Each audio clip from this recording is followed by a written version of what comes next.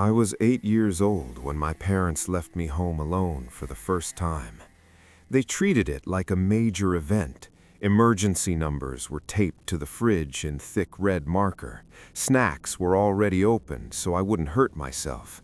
The TV was turned on before they even put their coats on, cartoons looping softly in the living room. They walked me through every possible scenario: what to do if the phone rang, what to do if someone knocked, what to do if the power went out. But there was one rule they repeated more than all the others combined: do not open the basement door. They didn't laugh when they said it, didn't soften their tone. My mom knelt in front of me, hands tight on my shoulders, her eyes searching my face like she was trying to make sure the words carved themselves into my memory. "Promise me," she said. "I promise," I answered, mostly because I wanted them to leave already. At the time, I assumed it was something boring: spiders, mold, maybe old tools or exposed wiring, adult stuff, the kind of danger kids don't understand and adults exaggerate. For the first hour, everything felt normal. I sat on the couch with my feet tucked under me, watching cartoons, eating cereal straight from the box. The house was quiet in the way houses get when parents aren't home. Not peaceful, just hollow. Every sound felt louder: the ticking clock, the hum of the refrigerator, the soft rush of air through the vents. Too normal. That's when I heard my name. It came from the basement, soft, careful, like someone practicing how to say it. "Hey," the voice called. "Sweetie?" My body locked up. I didn't even breathe. The voice sounded exactly like my mom, but wrong somehow, slower, stretched, like it was trying to remember how she usually spoke. "I'm home early," it said. I knew that wasn't possible. I had watched their car pull out of the driveway. I stood at the window until it disappeared. I told myself it was the house, old pipes, old walls. Everyone knows houses make noises, especially basements. Then the basement door handle slowly turned. Not opened, just turned. Metal scraping softly, deliberately. That's when another memory surfaced, one I hadn't thought about in years, something my parents used to say, always quietly, always serious: "If you ever hear us come home early, hide." I didn't think. I ran. I slammed my bedroom door shut and locked it, my hands shaking so badly I almost dropped the key. I crawled under my bed, pressing myself flat against the floor, holding my breath until my chest burned. From the hallway, my mom's voice changed. "Why are you hiding?" it asked. "I just want to see you." Heavy footsteps climbed the basement stairs, one step at a time, slow, patient. The basement door creaked open. Then I heard my dad's voice too, angry, urgent, arguing with her. "You're scaring him," he said. "He needs to come out," she replied. Both voices were coming from the same mouth. The footsteps stopped outside my bedroom door. Something pressed against it. I could see the shadow under the gap, too tall, too thin, shifting unnaturally. "Open the door, please," it whispered. Small fingers slid under the crack, scraping gently against the wood. I didn't move, I didn't cry, I didn't make a sound. Hours passed like that. When the real front door finally opened and my parents called my name, I didn't answer at first. I waited until I heard their footsteps, until the air felt safe. They found me shaking under the bed. The basement door was wide open, and on the inside of my bedroom door, pressed into the wood from the outside, were muddy, child-sized handprints, facing inward. I didn't have many friends growing up. Not because I was shy exactly, more because I was quiet, the kind of quiet that makes other kids uncomfortable. I was happy alone, happy filling the silence with my own voice, my own rules. My parents worried, but they let me be. They said I had a good imagination. So I played games by myself. My favorite was hide and seek. I liked being both the seeker and the hider. I'd stand in the hallway, cover my eyes, and count slowly to 100, pretending someone else was scrambling through the house, trying not to be found. When I reached the end, I'd open my eyes and search room by room, narrating out loud like a game show host. I knew every hiding spot, behind the shower curtain, under the kitchen table, inside the hallway closet. I always found myself. One night, when I was 9, my parents came home late.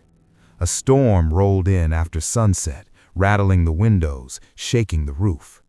The power flickered on and off, leaving the house in brief, gasping breaths of darkness. I was bored, restless, so I decided to play again. I stood in the hallway, turned my back to the house, and covered my eyes. Counting to 100, I said quietly, just like always. The storm growled outside as I counted. 97, 98, 99, 100. Before I could turn around, a voice whispered from the living room, "Ready or not?" My blood went cold. "Here I come." It was my voice. Same tone, same cadence, same slight lisp on the S sounds. But I hadn't spoken. My hands dropped from my face. The hallway felt wrong, too long, too narrow. The air felt heavy, like the house was holding its breath with me. I took a step toward the living room, then another. The room was empty. Couch, coffee table, dark TV screen reflecting my pale face. But the closet door was slightly open. That didn't make sense. I always closed it. I approached slowly. Every instinct screamed at me to stop, to run, but curiosity pulled harder than ever had before. Inside the closet, I saw my shoes. Not just a pair like them, my shoes. The scuffed toes, the loose lace on the left one, exactly where I remembered leaving them earlier that day. And then the realization hit me so hard I almost blacked out. I was still standing in the hallway, but I was also hiding. The closet door slammed shut. The sound echoed through the house like a gunshot. I screamed and ran, slipping on the floor, crashing into the bathroom door and slamming it shut behind me. I locked it and climbed into the bathtub, curling into myself, hands clamped over my ears. From the other side of the door, something laughed. Soft, familiar. Something wearing my face whispered, "You're really bad at hiding." I don't remember how long I stayed there. Time stopped working. The storm eventually faded. The power came back. When my parents finally came home, they found me locked in the bathroom, hoarse from screaming, unable to explain what had happened. They checked the closet. It was empty. No shoes, no signs anyone had been there. They said it was a nightmare, stress, and overactive imagination. I let them believe that, but I never played that game again. Because sometimes, even now, when I'm alone in a quiet house, I hear counting. Slow, patient, and it always stops at 99.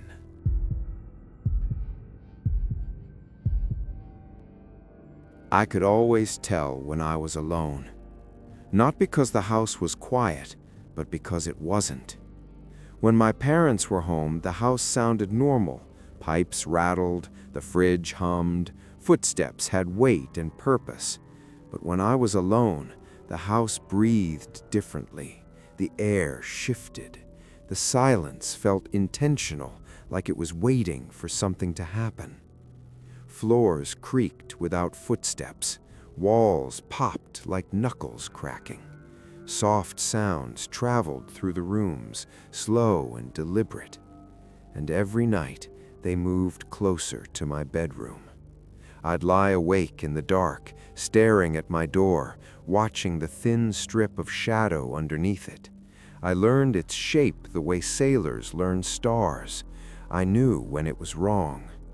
Each night, the shadow would stretch toward my bed, inch by inch, then stop, always right outside my door, never crossing. That was the rule, I told myself. As long as it stayed out there, I was safe. Some nights I heard breathing, not loud, just enough to notice once you stopped pretending you didn't hear it. Slow, measured, like someone trying not to wake me. The sound would pause whenever I held my breath, as if it were listening too. I never called out, until the night I did. That night the breathing was louder than usual, closer, wet, almost strained, like lungs working too hard. The shadow beneath the door was thicker, darker, as if something solid stood just inches away. My heart pounded so hard I was sure it could hear it. Without thinking, without planning to, I whispered, "Hello?" The word barely left my mouth. Something whispered back, "Hello?" It sounded exactly like me. Same pitch, same hesitation, same faint rasp from a childhood cold that never fully went away. The doorknob didn't turn, the door didn't open. Instead, the shadow slid away, just retreated like it had lost interest. Relief flooded my body so suddenly it made me dizzy. I laughed quietly at myself, convinced I'd been half dreaming. My muscles loosened, my eyelids grew heavy. That's when I noticed movement behind me, in the mirror.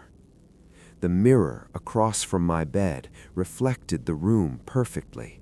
My dresser, the window, the faint glow of the streetlight outside, and me, still lying in bed, but also standing in the doorway. I saw myself there, framed by the dark hall, posture slightly wrong, head tilted at an angle I'd never use. The smile was the worst part, too wide, too practiced, lips stretched thin like it had learned how to smile by watching. The breathing I'd heard wasn't coming from the hall anymore. It was coming from behind me, slow, loud, proud.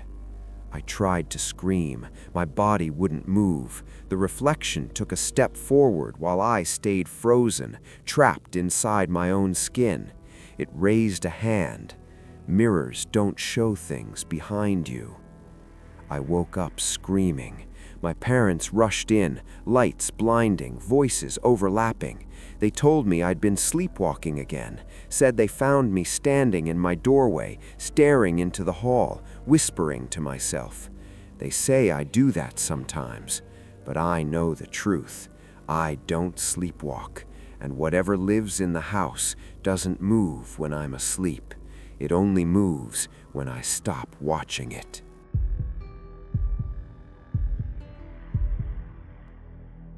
I was 7 years old when I made my first 911 call.